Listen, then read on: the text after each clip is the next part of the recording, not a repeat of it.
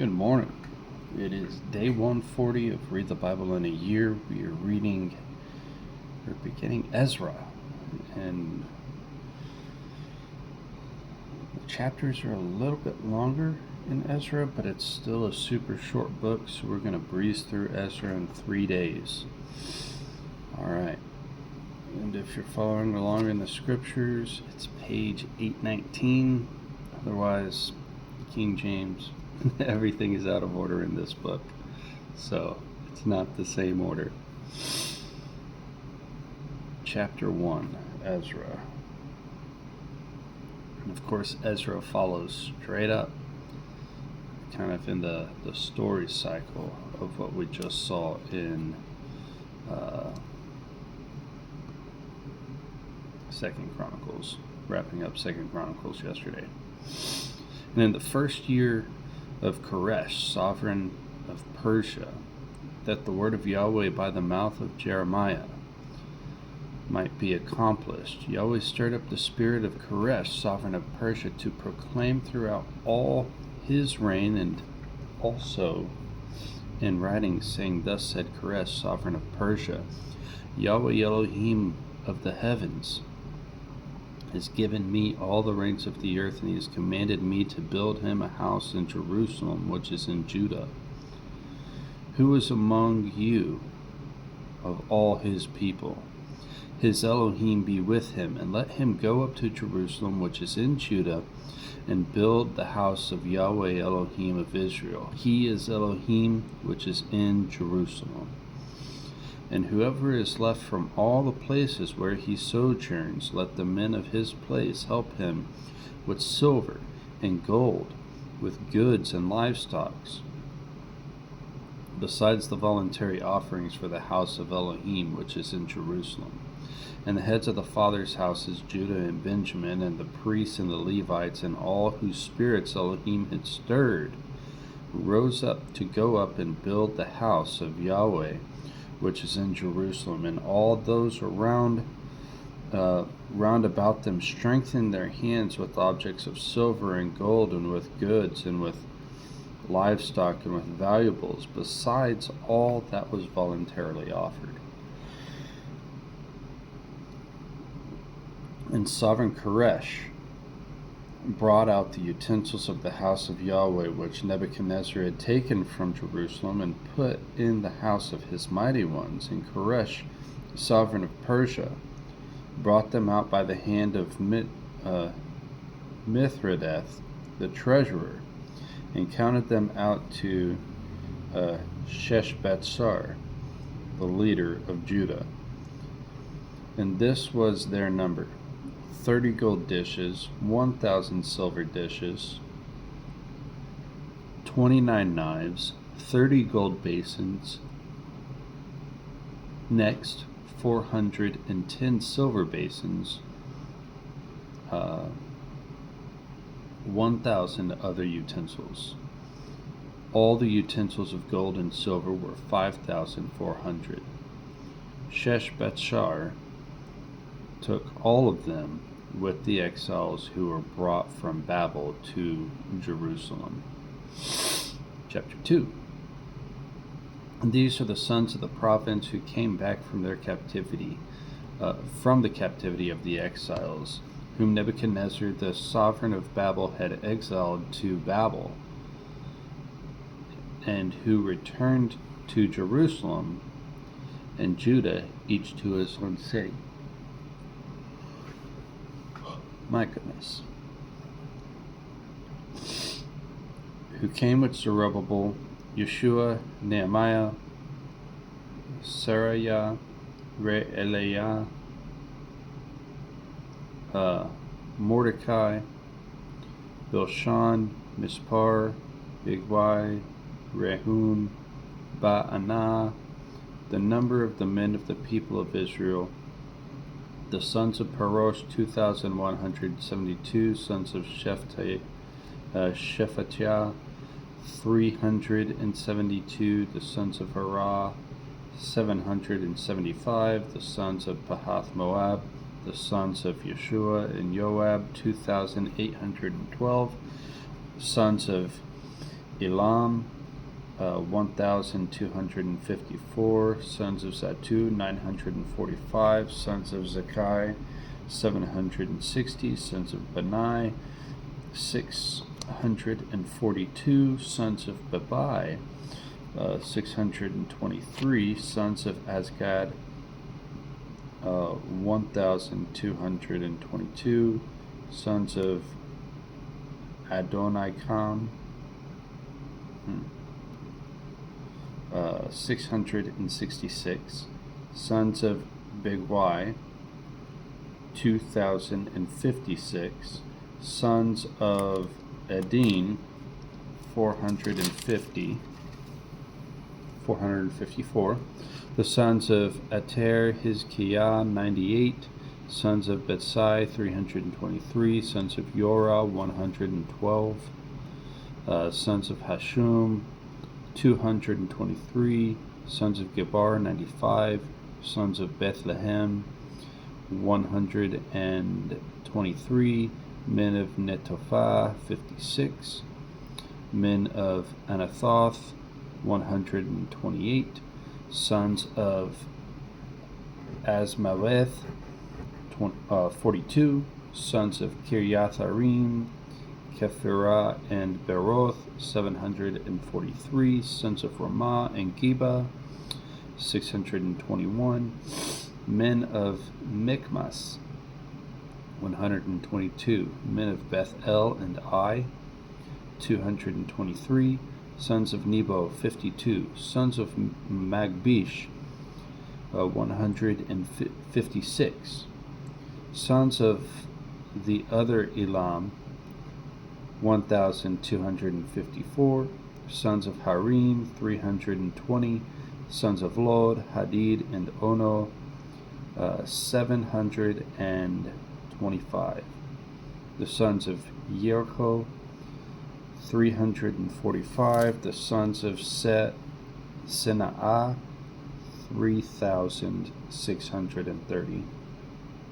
The priests, sons of Yedaiah of the house of Yeshua, 973. Sons of Immer, 1,052. Sons of Pashur, 1,247.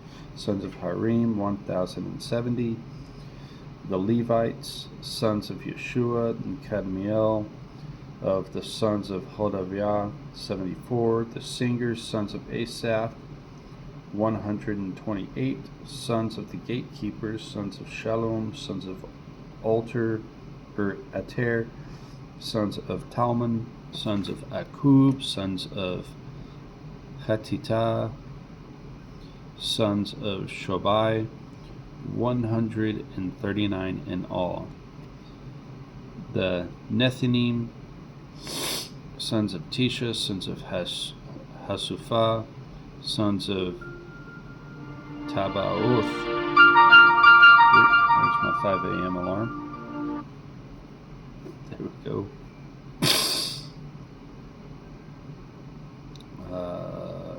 Darn it. Where are we at? There we go. Verse 44. Sons of Keros, sons of Si'acha, sons of Padon, sons of Labanah, sons of Hagabah, sons of Akub, sons of Hagab, sons of Shamlai, sons of Hanan, sons of Gidel, sons of Gahar, sons of Re'ayah, sons of Retzin, sons of Nekodah, sons of Gazam, sons of Uzzah, sons of Paseah, sons of Besai, sons of Asnah, sons of Meunim, sons of Nephusim, sons of Bakbuk, sons of Hakufa, sons of Harhur, sons of Batsluth, sons of Mehida, sons of Harsha, sons of Barkos, sons of Sisera, sons of Tema, sons of Netziah, sons of Hatifa, sons of Solomon's servants, sons of Sotai, sons of Sophereth, sons of Peruda, sons of Ya'alah, sons of Darkon, sons of Gidel, sons of Shephatiah, sons of Hatil, sons of Pokereth, of Sebaim, sons of Ami, all the Ninethim, and the children of Solomon's servants were 392. All that to say one number, 392. Wow. And these, verse 59, were those who came up from Tel Melah, Tel Harsha, Kerob, Adan, Emer, but they were unable to show their father's house and their seed, whether they were of Israel. Sons of Deliah, sons of Tobiah, sons of Nekoda, 652. And of these sons of the priests, sons of Habiah, sons of Kots, sons of Barzillai, who took a wife of the daughters of Barzillai the Gileadite, and was called by their name. These sought their register among those who were counted by genealogy, but they were not found. So they were barred from the priesthood as defiled. And the governor said to them that should not eat of the most set apart gifts until there stood up a priest with the Urim and the Tumim. The entire assembly was 42,360. Besides their male and female servants, these were 7,337. Also, they had 200 men and women singers. Their horses were 736, their mules 245, their camels 435 donkeys, their camels 435, donkeys 6,720, and some of the heads of the fathers' houses, when they came to the house of Yahweh, which is in Jerusalem, offered voluntarily for the house of Elohim to establish it in its place. They gave according to their ability the treasury for the work 61,000 gold derricks, and 5,000 minas of silver, and 100 priestly garments. And the priests and the Levites and some of the people and the singers and the gatekeepers and the Nethinim dwelt in their cities, and all Israel in their cities. Chapter 3. Now when the 7th new moon came, and the children of Israel were in the cities, the people gathered as one man to Jerusalem. And Yeshua, son of Yotzadak, and his brothers and priests, and Zerubbabel, son of Shealtiel, and his brothers rose and built a slaughter place of Elohim of Israel, to offer ascending offerings on it, as it is written in the Torah of Moshe and the man of Elohim. Yeah. So when the 7th new moon comes, the first day of the 7th new moon is the Feast of Trumpets. And then, of course, on the 10th day follows up the Day of Atonement, and then 5 days after that, all happening within the 7th month, or the 7th new moon. You have Sukkot happening verbatim. So it would appear here that they're preparing for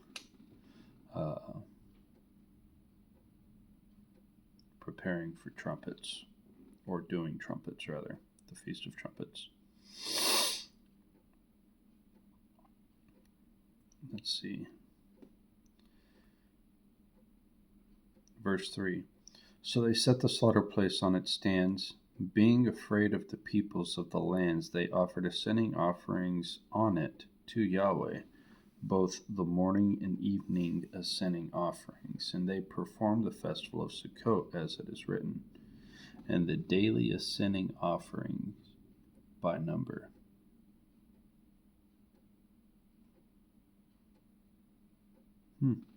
Cool.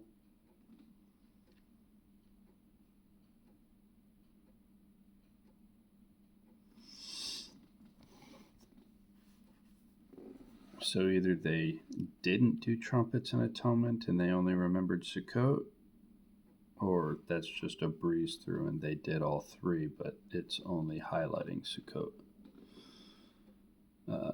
Anyways, ascending offerings by number according to the right ruling for each day.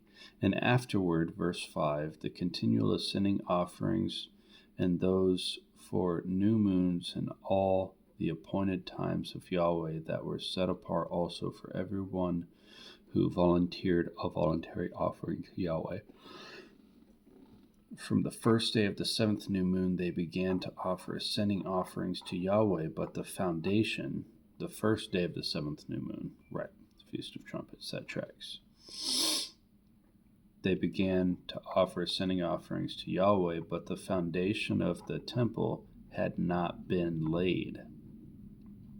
And they gave silver and stonemasons and carpenters and food and drink and oil and people to the people of Sidon and Sor to bring cedar logs from Lebanon to the Sea of Yaffo according to the permission which they had from Koresh, sovereign of Persia. And in the second new moon of the second year of their coming to the house of Elohim to Jerusalem, Zerubbabel son of Shealtiel and Yeshua son of Yotzadak, and the rest of their brothers, the priests and the Levites, and all who had come out of the captivity to Jerusalem began. And they appointed the Levites from 20 years old and above to oversee the work of the house of Yahweh. And Yeshua stood up, and his sons and his brothers, Kadmiel, with his sons, the sons of Judah together, to oversee those working on the house of Elohim, the sons of Henadad, with their sons and their brothers, the Levites. And when the builders laid the foundation of the temple of Yahweh, they appointed the priests in their robes and the trumpets and the Levites and the sons of Asaph with cymbals to praise Yahweh after the order of David, sovereign of Israel. And they responded by praising and giving thanks to Yahweh, for he is good, for his loving commitment towards Israel is forever. And all the people shouted with a great shout, and they praised Yahweh because the foundation of the house of Yahweh was laid.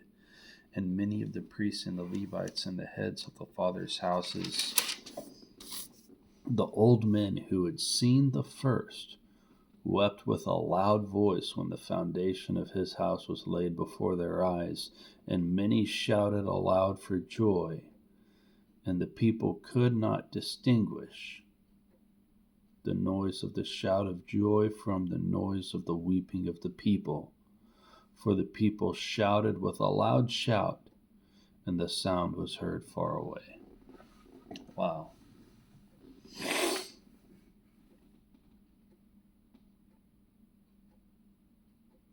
So much emotion just in all of that. Can you imagine being an old man and you remember the original temple being utterly destroyed?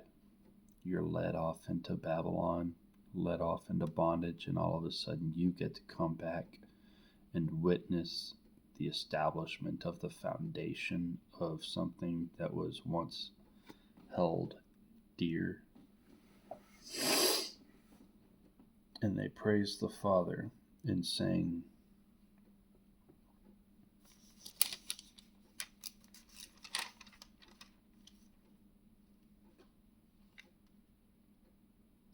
for he is good, and his loving commitment towards Israel is forever. For he is good, and his loving commitment is everlasting. All right. Tomorrow is chapters 4 through 7.